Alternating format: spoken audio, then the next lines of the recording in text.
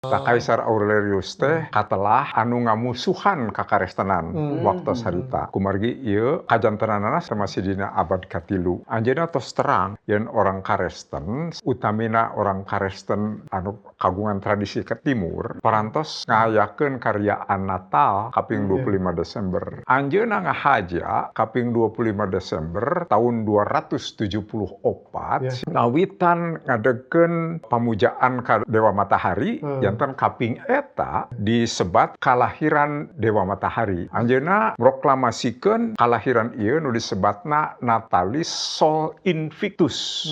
Disalin kana bahasa Inggris mah disebatna Unconquered Sun gitu. Jantan matahari anu teu tiasa dikawonkeun. Tiasa janten tujuanana supados ngalihkeun karyaan Natal kaping 25 Desember janten karyaan teh kalahiran matahari kumargi anjeunna ngamusuhan ka Karesten